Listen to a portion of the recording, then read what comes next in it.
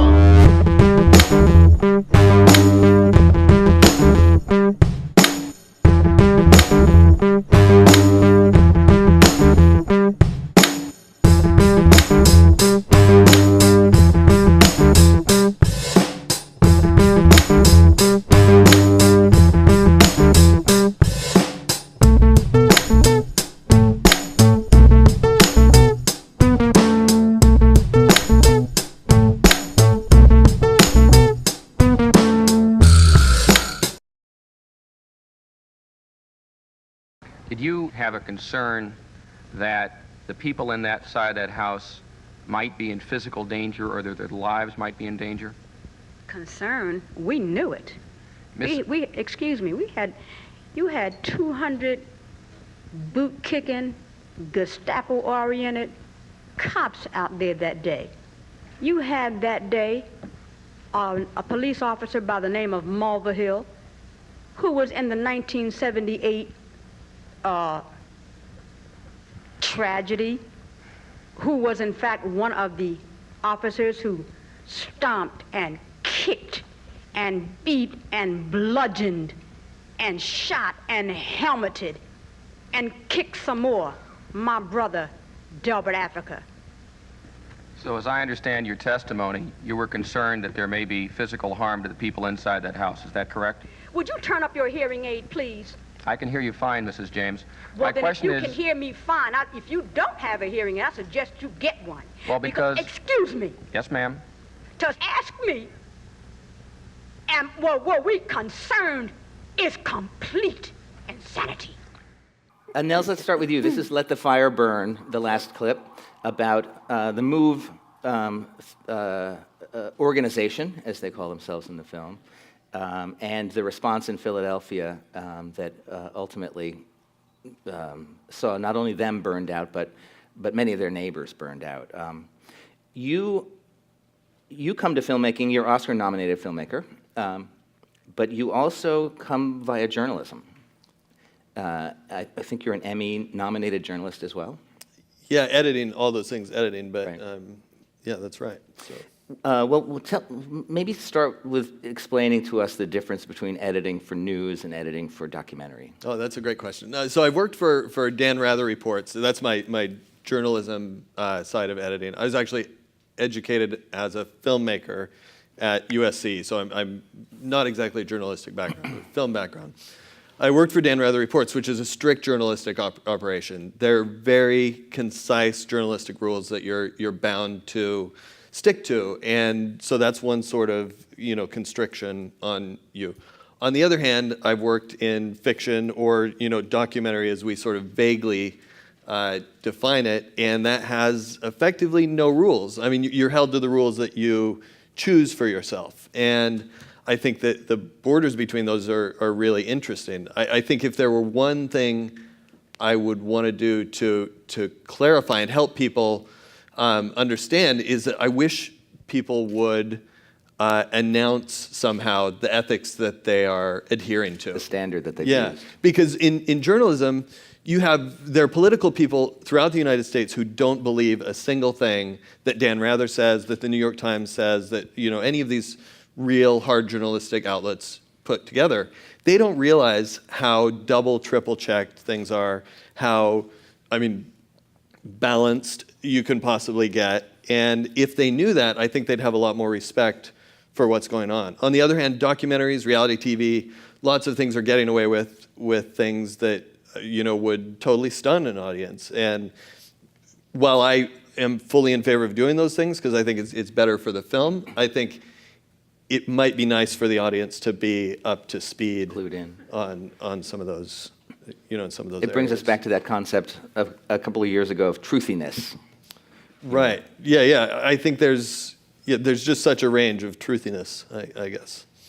I was reminded as you were speaking of the Trayvon Martin case, and do you remember that a journalist at I think MSNBC or NBC got in some trouble for having condensed the 9/11 tape that made it seem as though the alleged killer went to the question of race right off.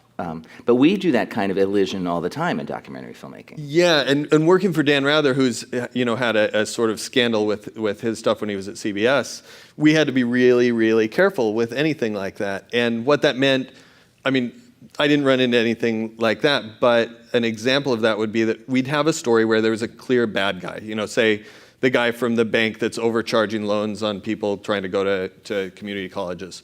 And he's clearly the bad guy. And in a documentary film, we would have, either cast him as the bad guy or cut him out or whatever. Dan Rather, of course, goes to him, interviews him, does an interview. The bad guy is totally non-responsive, doesn't have anything interesting to say, evades the question, ducks everything, and we were still obligated to put his response into the piece. That's what you do. He gets to have his word. Whereas my background, more as a documentary filmmaker, I was like, leave that out. It's not contributing anything. It doesn't make him look better or worse. It's not about story. It's not about the emotion behind it. I think that's the difference between between journalism and the freedoms that we have as documentary filmmakers. And one of the things we do is we put villain music in. Yes. We signal that you're supposed to dislike this person, and that's an editorial decision. Yeah, a good one sometimes. It certainly helps in the film, right? I mean, it helps the audience through it. But can you call it journalism? I mean, can you call a documentary film journalism then? It depends on why you're talking about it. I'm not into labels. Like, I think documentary covers everything from, reality TV. I think some people might want to try to nix that or something. I think call it all documentary. It doesn't hurt us to be associated with any of the range. But I think that there is, as I said, a perception issue that do people think documentary is journalism? Is it held to those ethics? I think those are the lines that are more important to be drawn. Robin, Yes. have you addressed those lines in your work? Well, I also came from a journalism background, so I did a master's in journalism, and then I've gone all the way through reality TV, so I know the deep, dark, and dirty secrets of that. And I definitely, I think that there is a responsibility to kind of admit or expose your methods, but I also think that there's something that can be lost if you're too informed beforehand, that sometimes the act of discovering that you were duped is a strong emotional result, and that can actually help change minds or open up a dialogue about people's beliefs as well. So you worry about them figuring it out?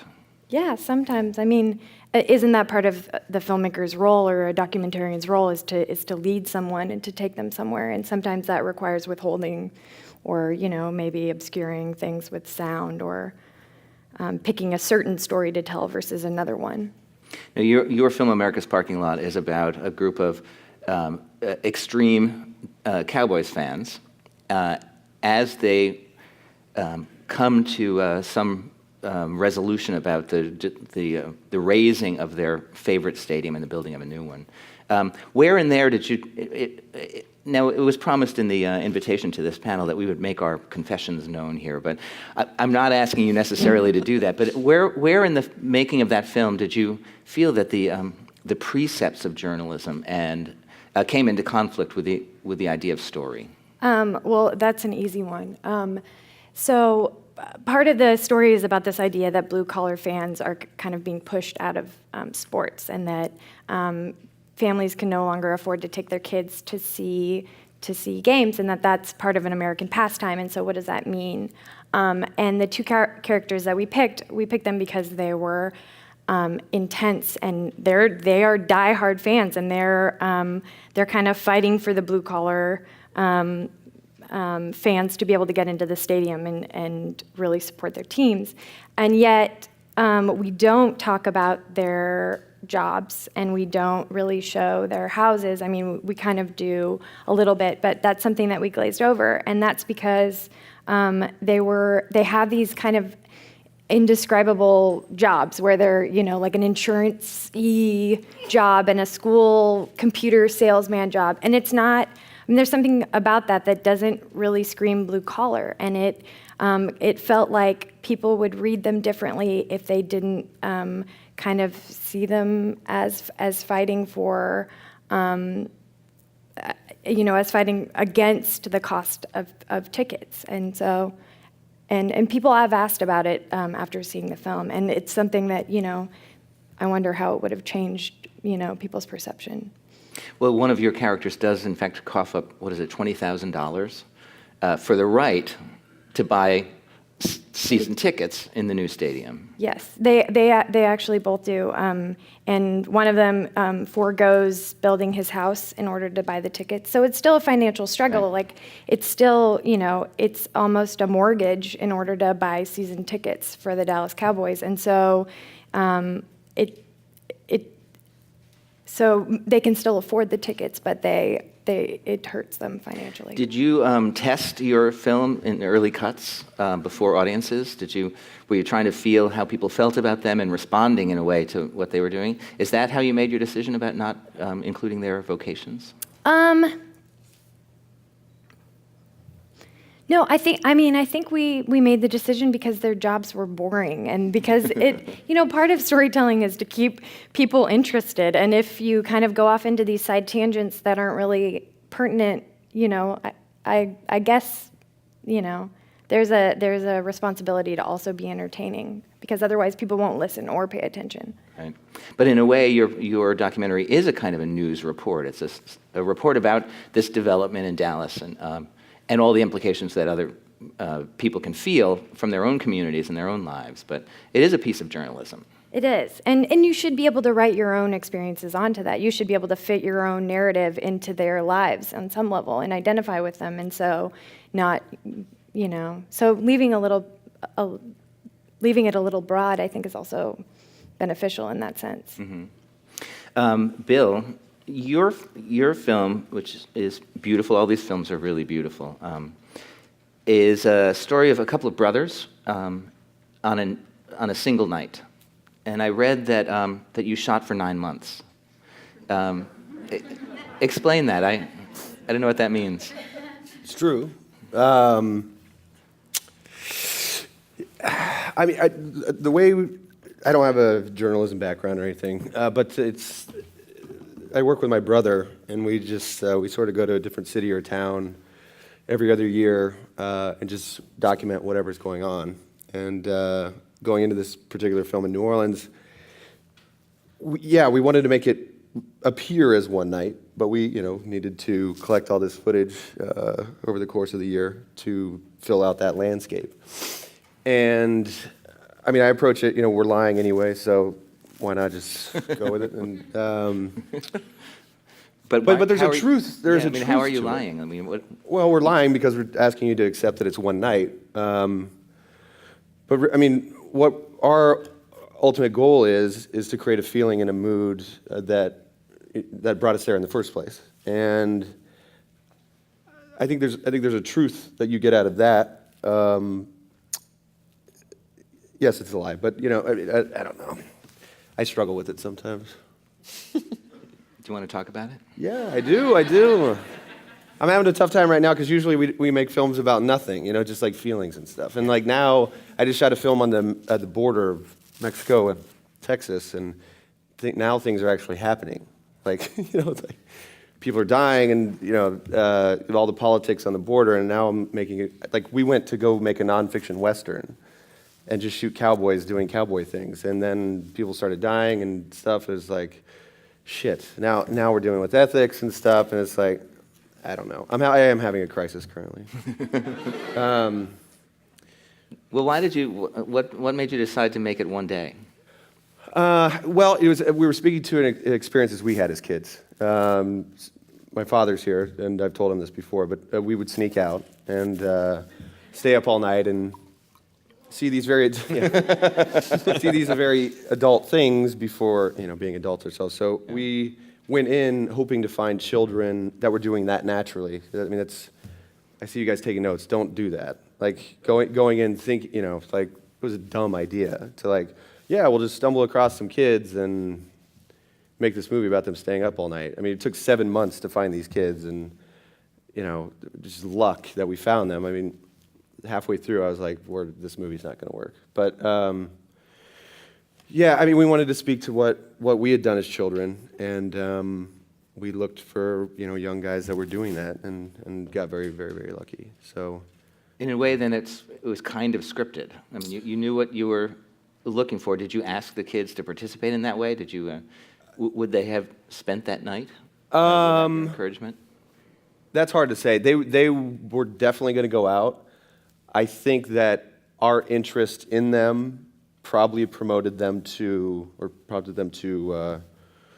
have a wilder night, maybe. But yeah, anytime you inject yourself into somebody's situation, it always changes. But it's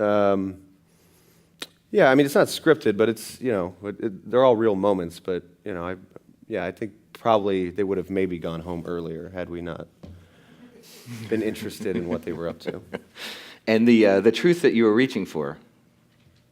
We found. I think we got it. It's a collage of moments over 9 months, built into one night, and I think it is very truthful of that experience.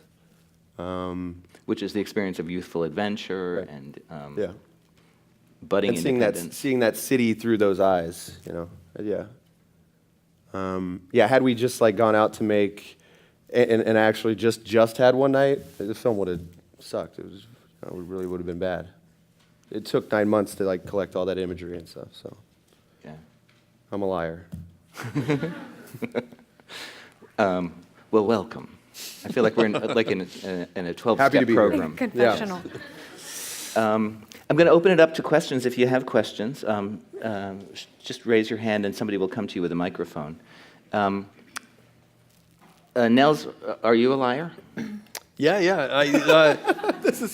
now I am. No,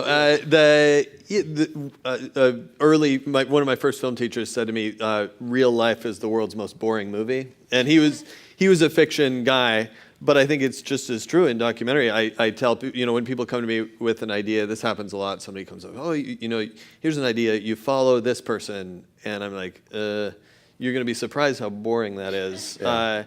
And so our jobs. I love to be an entertainer in a way. So our jobs is to make reality into something that is entertaining. That's certainly a lie. I don't think.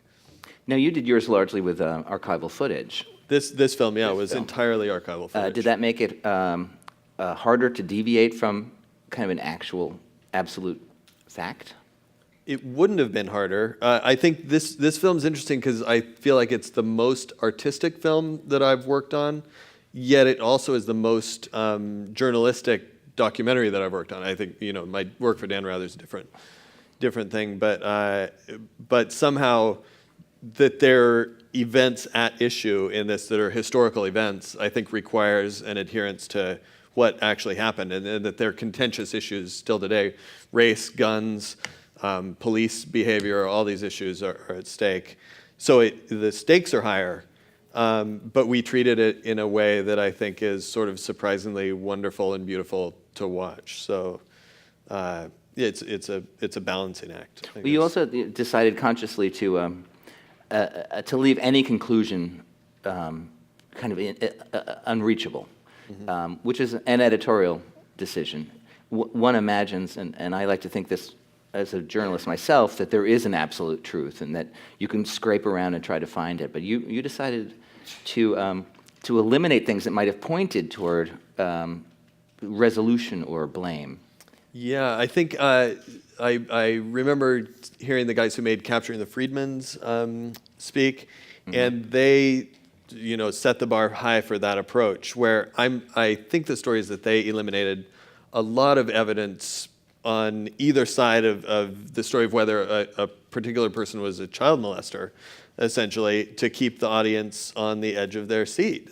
Because if you know he is, or if you know he isn't, the story is not as compelling. And to leave that out, that's about as risky as it gets. But it made for a stunning film. So while one could leave things out, I actually don't think we did that with this one. The interesting thing about this film is that 25 years later, this is about an event that took place in 1985, 28 years later now, I don't think anybody knows the truth any better than they did then. So it's not an issue where we knew what was going on and we manipulate it. It's a strange event where still nobody knows what to make of it. Fascinating. Who's got a mic?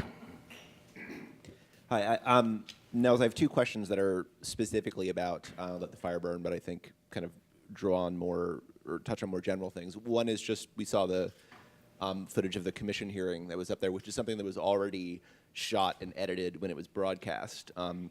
So when you're working with something that's already been through that process, does that change how you approach it? And also, you mentioned that when working on TV news pieces, even if someone says something boring, you have to put them in because they need to get their say.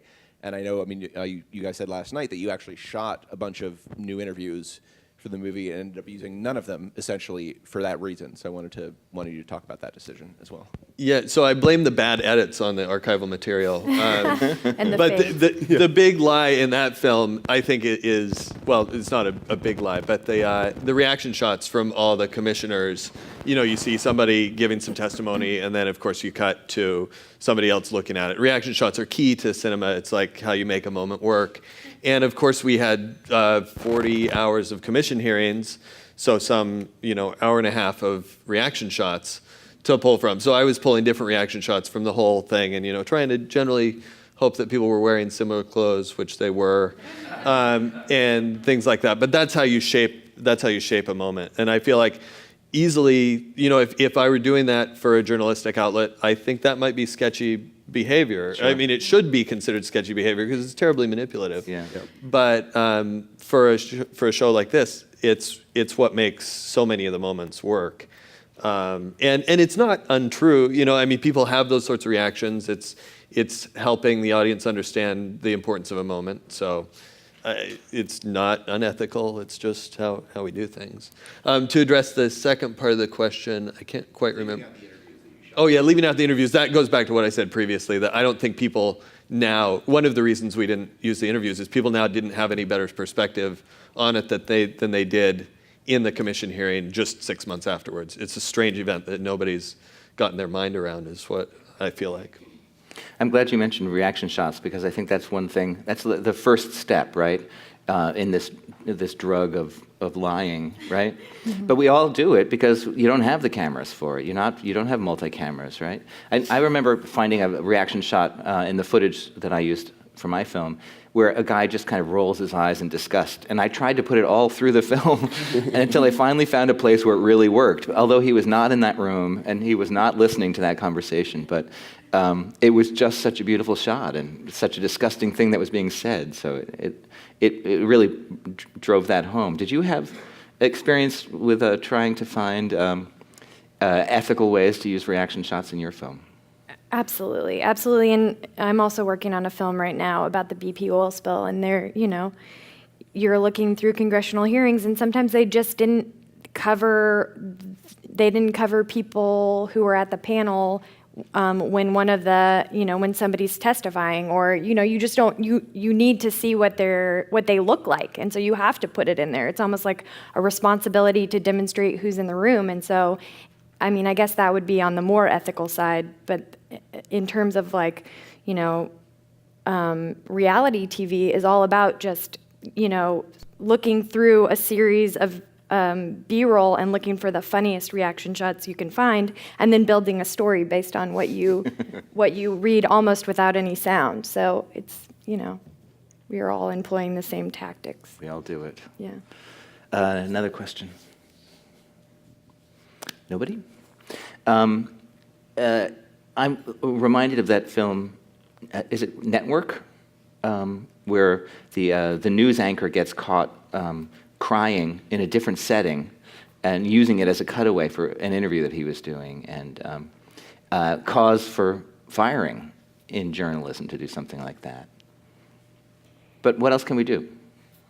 Well, I think it's fun because, you're essentially playing God in a way. It's like in my film, there's a lot it's all reaction shots because it's based on their reaction to, this world. And so, like you said, you didn't quite cover the scene perfectly. And so, when the little guy's looking at the strip club, well, he's actually looking at a hot dog that he wanted to get. But but it's true in a way. He was looking like that at the strip club. But I think that's fair.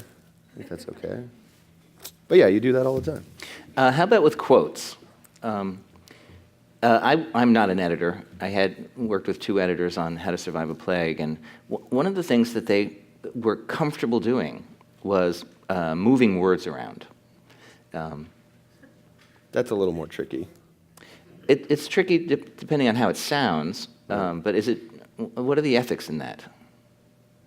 I think if it's fair, if it's not something totally unnatural, if they would never have said that, that's totally unfair. Right. And that's a gut call. I genuinely fall in love with everyone, even if they're despicable characters. I genuinely fall in love with everyone that we shoot with and become friends, and I don't want to dishonor them in any way. So I mean, it's a gut call, but Frankenstein's like pulling words from different sentences and building a sentence.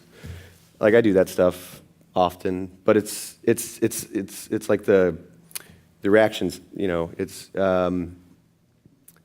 you're covering yourself from a lack of footage or material. So it's something that they would naturally say, but you're saying it for them.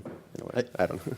I have a great Frankenclip story. It's not my own. It comes from reality TV, and a editor who I saw it speaking said that she assembled a clip where one of the characters calls another character a bitch. And this was completely assembled, completely fabricated. I don't know, she probably said, life's a bitch, and stuck it together with, Janine, and made her say that on the reality show, which is, I'm sure, routine. I haven't worked on reality much myself, but I think depending on the kind of show, that happens.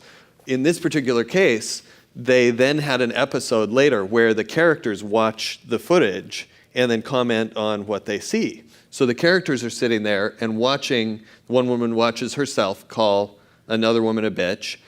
She knows, or she should know, she doesn't say it. She never said that, but she turns to the woman and apologizes for having done it.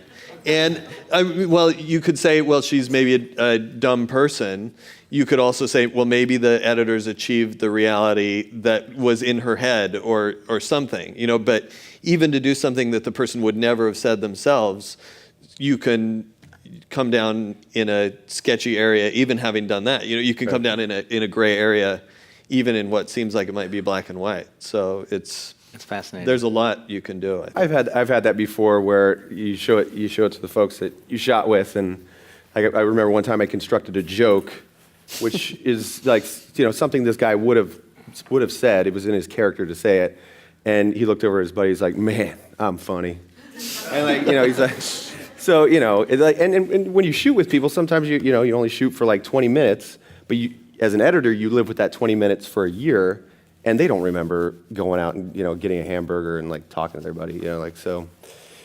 Yeah, it's. There's something universal, I think, about that, where people adopt documentaries as their own stories. Mm-hmm. Even if you're not actually creating entire stand-up routines for them, you are creating a slice of their lives. Sometimes intentionally leaving things out. Sometimes you just didn't have it, and that it becomes a concentrating force, I think, for subjects in a documentary to own it in a fascinating way. How are your subjects with the America's Parking Lot? Well, it's interesting. I was just talking to somebody today about narrative therapy and this idea that if you can tell a story with like a beginning, middle, and end, that's towards a process of healing, because you can share with people and then they can repeat your story, and it exists as real once you can say it. And what's interesting about America's Parking Lot is that it's really an argument. It's using these fans and what they go through as kind of an argument for communism in a very broad way. But these tailgaters are, they're Republicans. They're Texans all the way. And yet, after they watched the film, and it wasn't after they watched it the first time, it was after they went to followed it around for 10 screenings, I noticed that they started taking on the narrative of the film and using it during their Q&As, and really talking about this idea that Green Bay Packers fans are, they own their team, and the Cowboys should have more ownership over their team, and in some ways it was a kind of a lexicon that they created that they never really would have used before.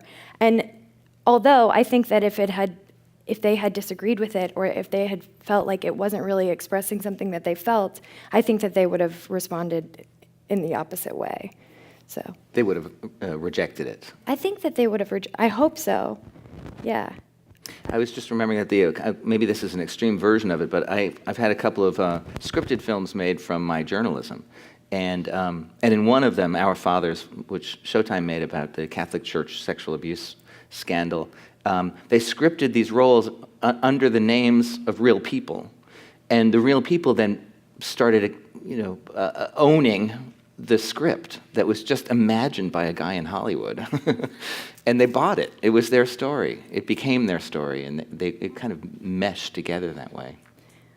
Well, I mean, and I guess that if you think about that, the scary thing is that's how you get, false confessions. I mean, isn't that Right. just giving someone a story that they don't really? It sounds plausible, and they accept. So that's what we're doing, Right. Which is a kind of an emotional crime. Yeah. Well, you need That's true. microphones. That's what we always use it for. Yeah, it's always for the good, right? Yeah. Another question. With a microphone, please. Can you talk about making ethical decisions with the director? Have you guys ever had a problem?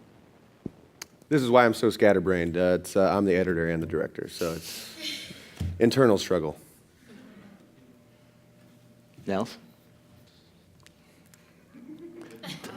No, I'm not thinking of Jason, who's sitting right over there. There's a different director who I mean, it's always creative. The story that I'm thinking about isn't a story of conflict. It's a story of okay, I'm not going to say the film at all, but I photoshopped a character out of a historical document because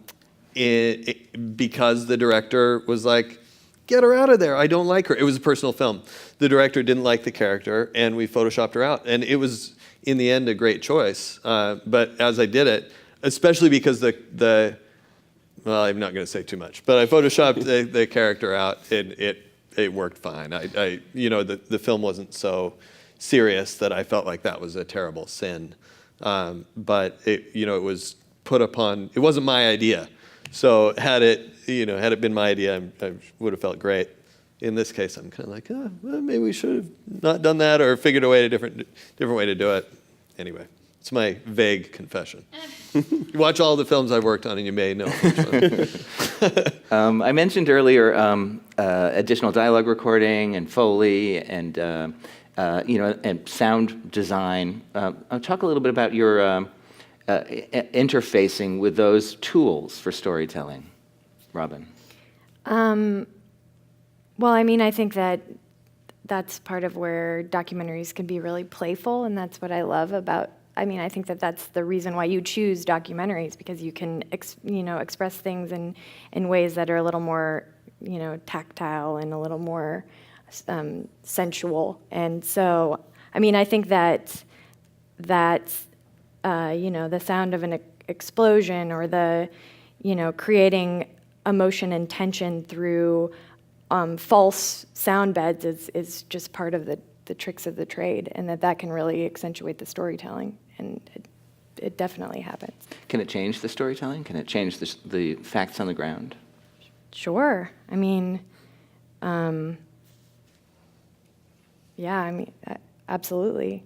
I think, especially because, we'll buy sound beds, and we'll buy different sounds. Yeah, it's like in horror films they use vegetables to make the sounds of like people getting stabbed, and that's we do the same things in documentaries With vegetables.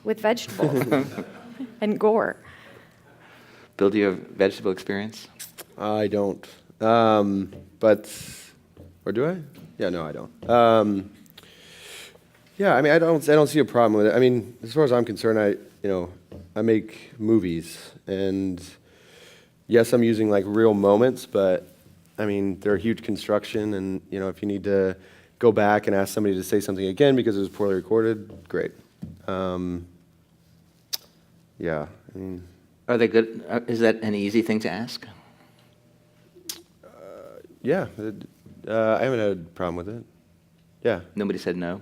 Nobody No. didn't want to take part? Everybody's usually along for the ride. Like, hey, we're making a movie. Great. Like, let's have fun. So, no, I've never had a problem with it. Nels, I know from your screening yesterday that that you used a lot of fire sound. I know it because it was There was a problem with the reverberating speakers on a that made the broken fire speaker. sound especially loud. Yeah, but it was very right. onerous.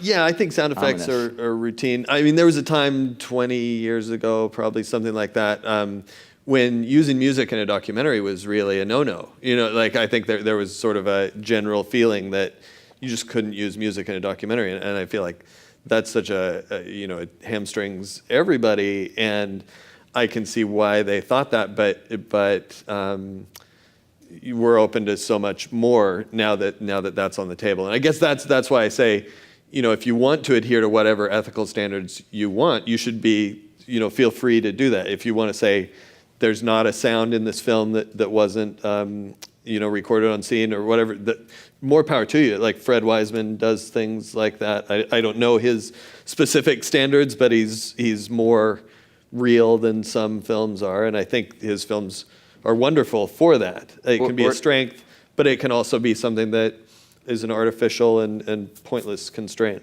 Or Spielberg with Lincoln's Watch.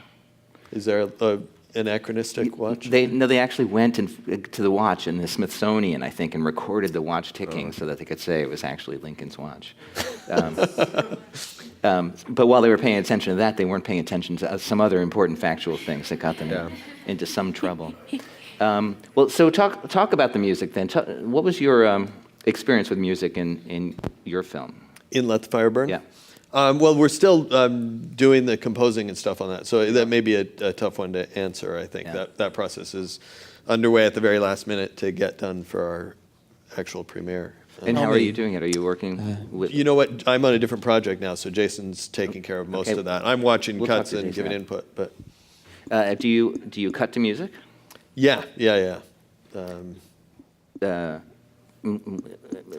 How? I mean, how does that work? Yeah, I don't know. My relationship with music is different than a lot of editors. I think many editors come from music backgrounds and are super into music. And for me, music is it's a tool. I think it's great, but I don't really knock myself out to get it right. A lot of times I get something in there that works for me. A temp track, I use, of course, Philip Glass is like ideal for anything because it just gives any documentary a little pace without being too over the top.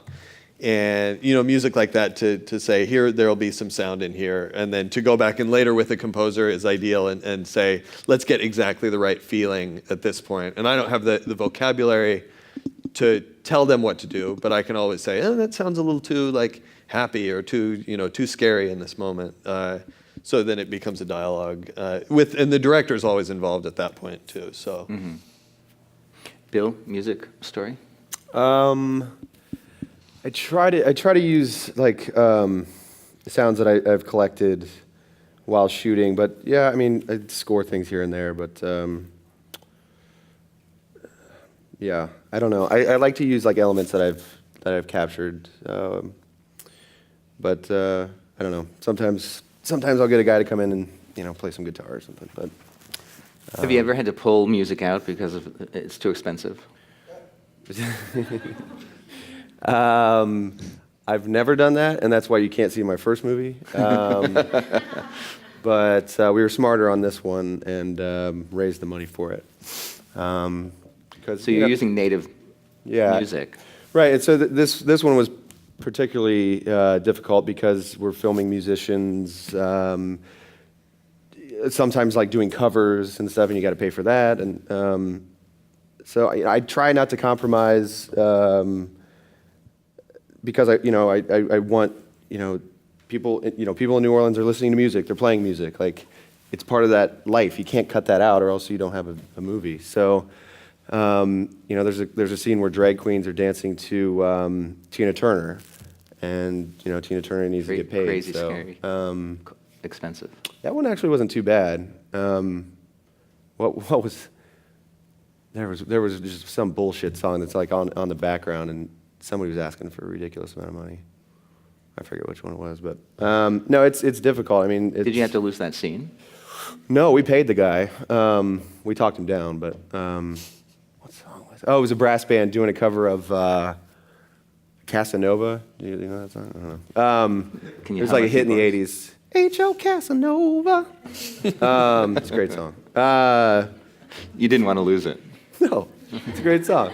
But he's he had one hit, and that was he was holding on to it. Right. So because he still needs to make that money. We paid him. He got his money. So. Question. Yes.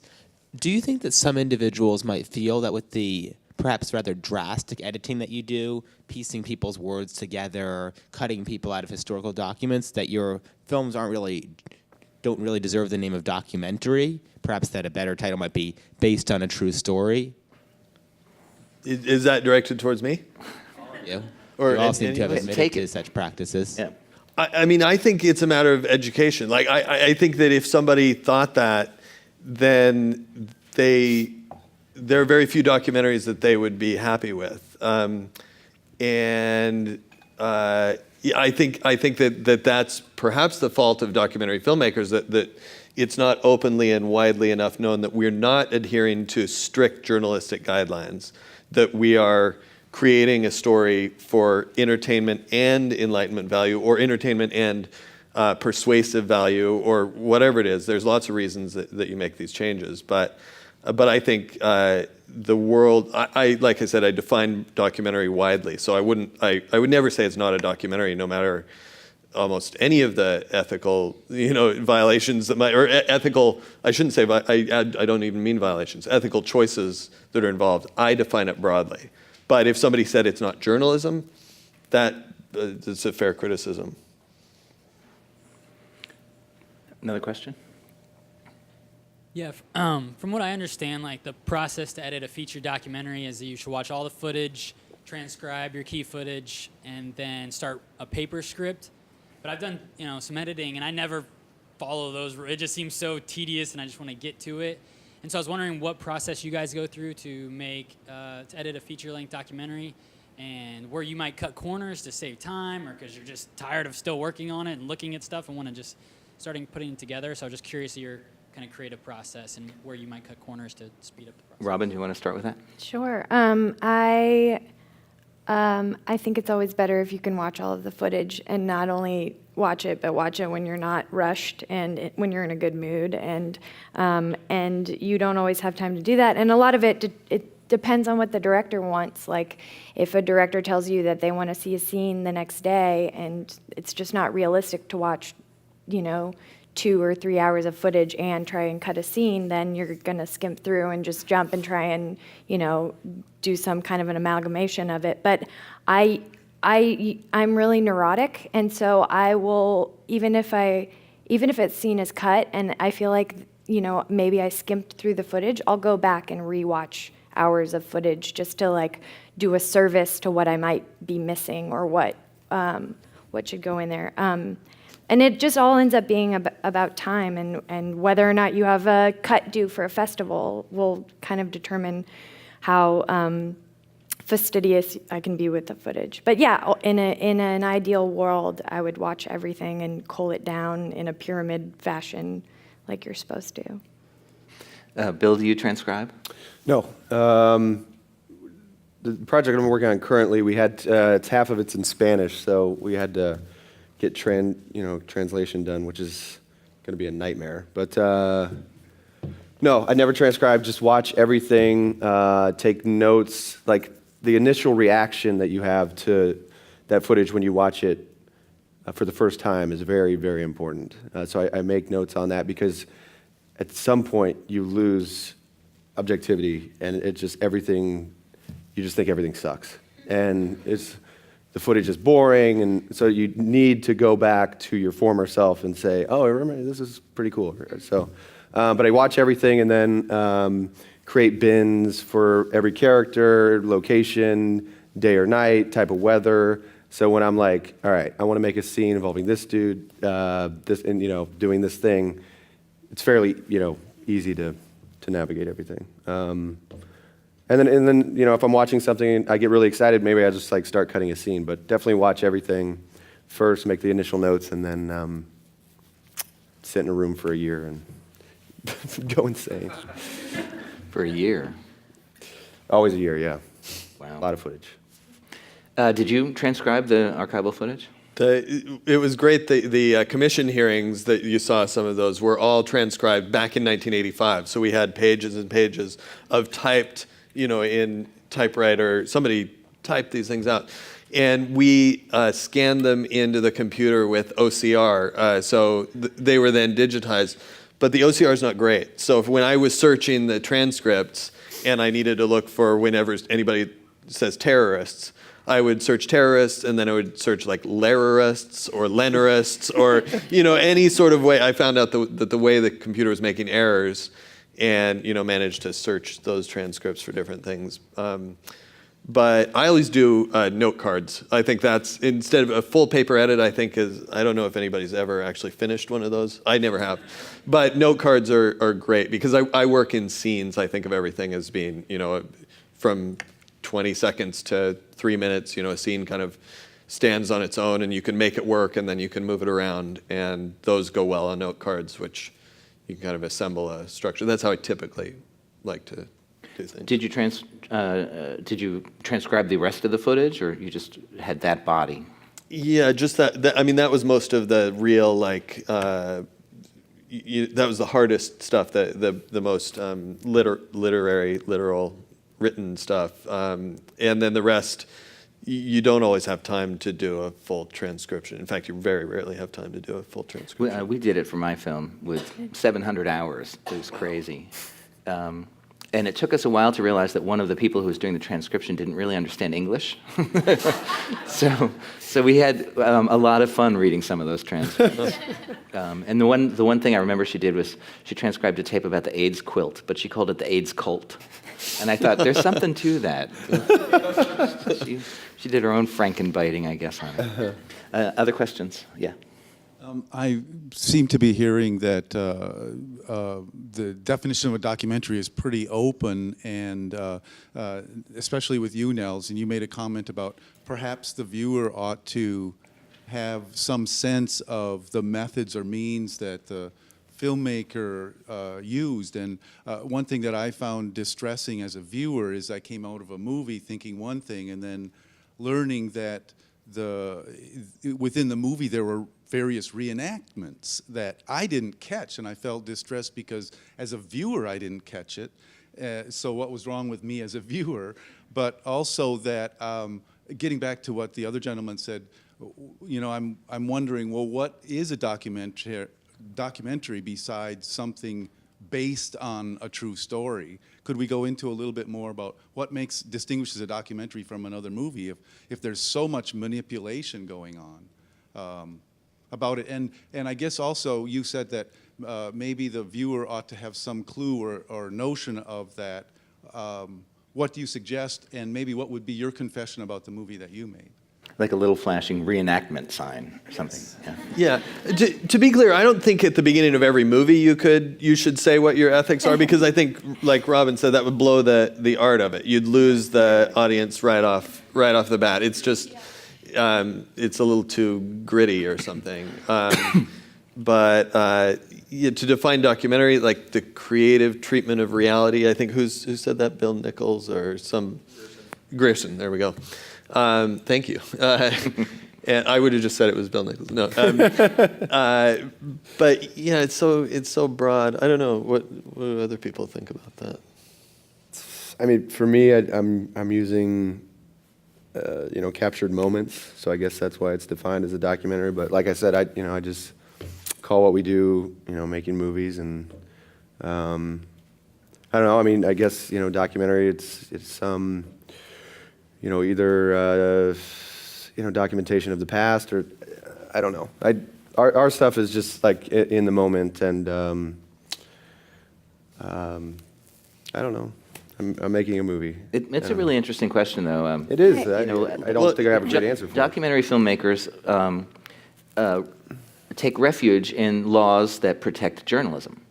The Shield Law, the journalistic privilege law, the law that says you have a right as a journalist to gather information and not share it with law enforcement. And there are a lot of suits about it. There's a documentary out now, the Central Park Five, involved in litigation because the city of New York wants their interview files.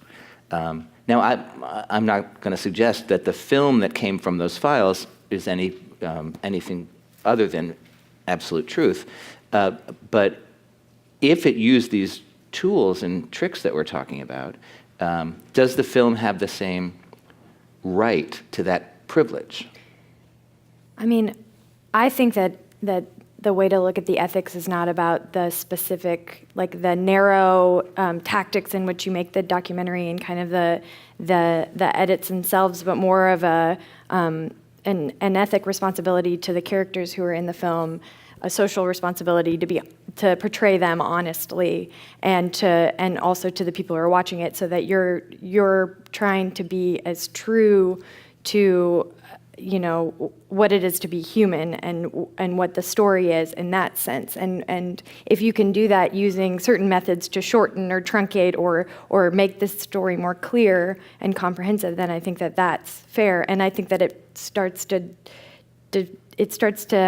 separate from journalism once you are violating those truths, or violating someone's story, or changing it to service your documentary. Maybe there is a different standard though when you're making a film about an ongoing piece of litigation, for example.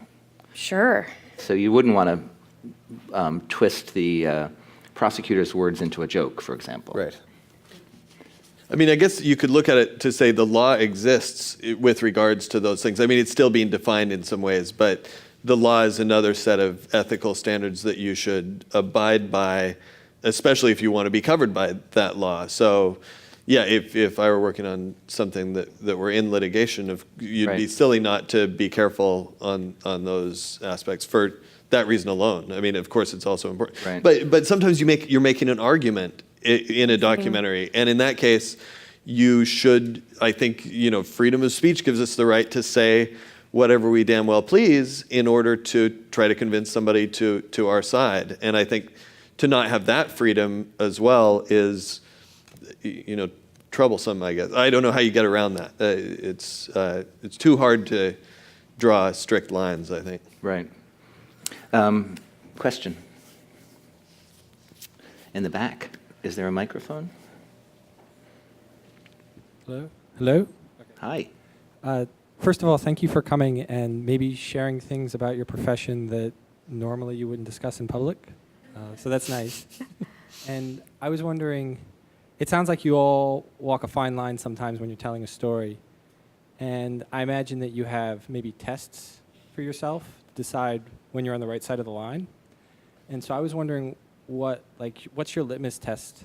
Or when have you found yourselves on the wrong side of the line when you're telling a story, and how did you react, and how did you make it right? Interesting question. I think, Robin, you've already said yours is about that kind of emotional truth, and truth to character. And I guess you said something similar, right? Yeah, same. I don't have like a litmus test. It's a gut feeling. I want to be able to go back over to that person's house and, look them in the face and have a meal with them. So, you wouldn't screw over a friend. I don't know. It's just, I don't know. My favorite quote on it is Werner Herzog's, and he says he's in pursuit of the ecstatic truth, and he sneers as he says it, not the accountant's truth, Right. and he takes huge liberties with his stuff, and way beyond anything I would ever have the guts to try. And but his documentaries are fantastic. They're beautiful. They're wonderful, and they achieve that ecstatic truth in a way nobody else could. But I think that's what it comes. It's a truth of spirit. It's a truth of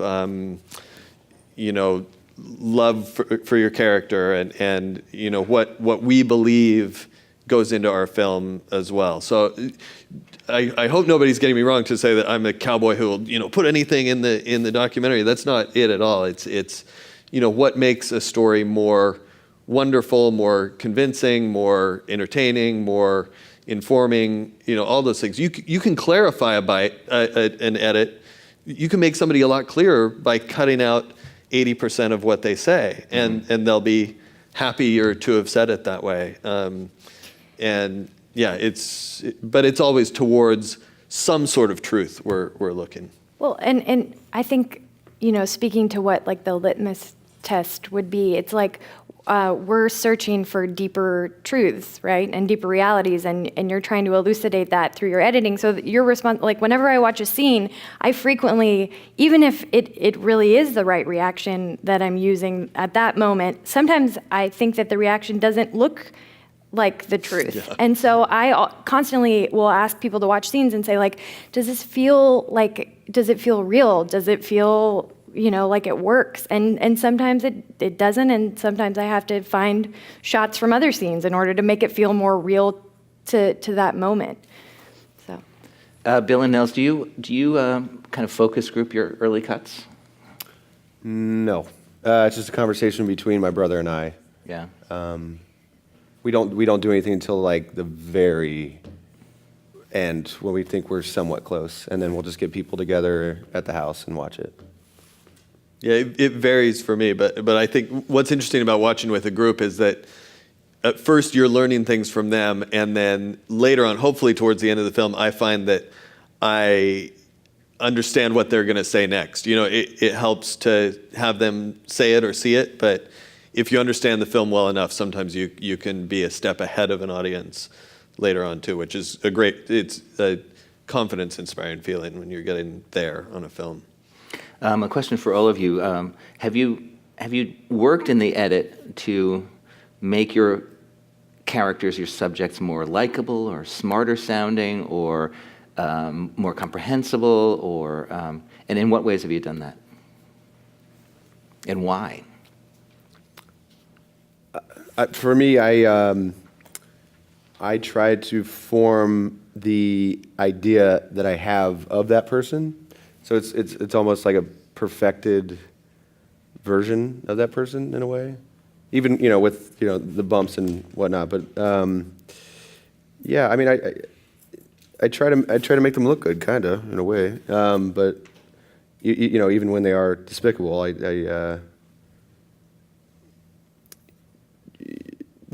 think I try to make everybody look good. None of those three young boys was despicable, I hope. No, but I've run around with some despicable people in that movie. So in this film, you sort of you're with the kids and you veer off to all these other different people, and there were some very strange nights that there was a lot of. I cut a lot of that out. There was some weird stuff going on, but the New Orleans at night movie, so. The sequel. Yeah, we could have made a very seedy movie, but it didn't. It's a kids' movie, or I think it is. Robin, anything about improving or somehow ameliorating your character's traits? Sure. Well, so for America's Parking Lot, there were hundreds of hours of footage of grown men hanging out drunk in a parking lot, and so.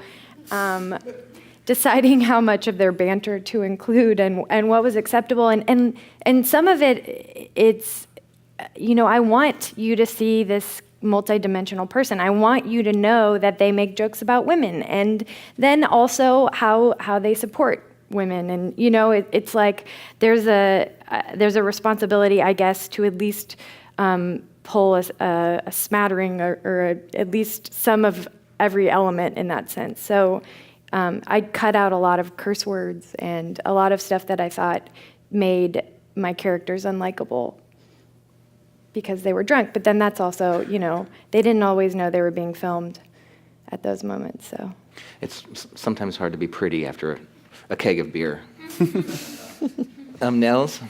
Well, on a totally clinical level, a mentor of mine once said, and she's a well-respected editor, she said, it's your obligation when somebody's under B-roll, when you're not looking at somebody's face, it's your obligation as an editor to remove their stutters and ums and stuff. And this is it's very basic, but I almost always do that. And then there are the places where you want an in there for pacing, or you want a stutter in to kind of get the idea across that the person's not fully, confident in what they're saying, or, there are dramatic reasons to leave those in. But now that I heard that from her, every time I think, oh my God, if I leave in an am I screwing this person? It's a matter of kindness, though, on some level, just to make people sound like they're on the radio or TV. You know, it's like putting makeup on before you do an interview. It's just nice to the folks to make them sound good. Now, the principles in your film are complicated. They're complex. They're not automatically likable. Any of them. Right. Nobody, I think. Or well, maybe one or two characters. The kid. The kid. Yeah. How can you not like a kid? Right. He's a great kid. Yeah. But we don't hear much from him. So,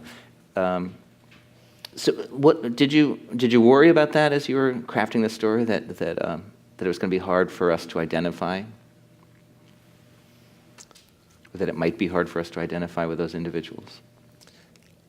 In a clip like that, it's interesting. You see how combative Louise James is, and that's adorable in a way. I mean, Well, you're she's totally really- drawn to yeah, it, she's even really though hot. Yeah. she's non-compliant, she's combative, and many of you who haven't seen the film don't even know the context. But I think when you see somebody behaving horribly, sometimes that's as attractive as somebody being really nice, or more attractive. So like I said, with this film, it's one of the more artistic approaches I've taken, but it's also one of the more strictly factual ones. We just put what these folks did and said up there in a large way, and let the chips fall as they may. I think that's what makes it sort of an interesting film, is we didn't try to sugarcoat or influence the audience one way or the other. It's just a very complicated situation. Question? Here in the front. The microphone's way in the back. Oh, here it is. Hi, this is just about like the characters and stuff. How are you guys able to spend all these time, like months and stuff with these people, and be able to like see them in their homes and in vulnerable states, and get to really know them, and to like get to know their life and stuff?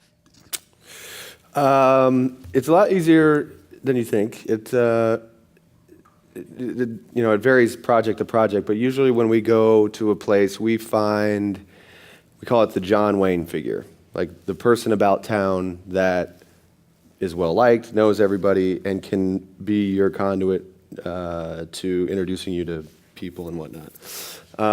So we go to bars, we go to social events, whatever, and just start meeting people.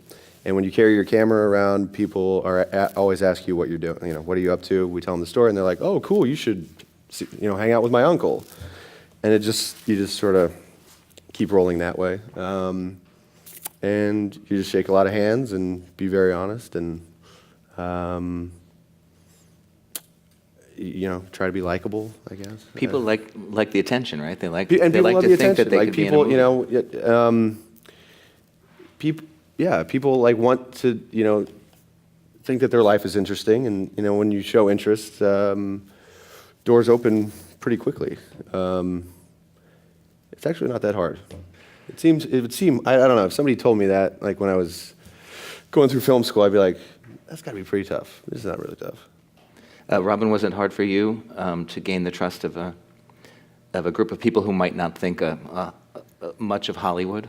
Well, I frequently come on when stuff has already been shot, or when maybe they'll still be in production, but I normally don't have very much access to the characters, and so it's really easy for me to get into their lives, because that's all that I have. But And there's a strange intimacy that you develop with that footage, viewing it over and over, and I spend hours and hours. What's harder for me is when I meet them afterwards, and I feel like I'm completely, connected to them, and they don't know me or care about me at all. And it's kind of isolating in that sense. That is a weird feeling. It is because you hang out with somebody for a year, and maybe you only shot 20 minutes with them. But like you start to notice all their tics, and they answer the question that way, and you feel like you know them, and then you meet them, and you totally weird them out. You can finish their sentences for them routinely. Yeah. It's like, I know what you're gonna do next, and they're like, "Oh my God, it's creepy. It's very creepy." A little different in archival work. Yeah, I haven't met any of the characters from this film. Although, Yeah, it's the only all archival film. I've met rappers that I've worked on their films afterwards, and watching somebody on TV for a year, they're a totally famous movie star to you at that point. Just the idea of seeing somebody on TV makes them a celebrity in my mind. So I'm always like sort of starstruck even when I see my characters. It was a good question. We have time for maybe one more question, one or two more questions in the back. One thing I've run into is where the producers, directors don't realize how much time it's going to take, and they run out of money, or you run out of time and they extend. They want to keep on working on stuff, and there's a balance because they already got your heart. You're already involved in this thing. You're already involved with these characters. How do you guys handle that situation of money running out, time running out, but then your heart at that point is already invested, and you find yourself giving time that they're not paying you for? Or, is any of this ring a bell? Or This is the totally ordinary nightmare, right? How do you deal with it? I think you guys are probably. Yeah, I don't better think the equipped to- directors can speak to this. Because more of an editor question, just like It is. Anybody pure ever editor, pull a you're plug coming in, on it's you your or put you job. on hiatus or say, come back in January when we have more money? yes.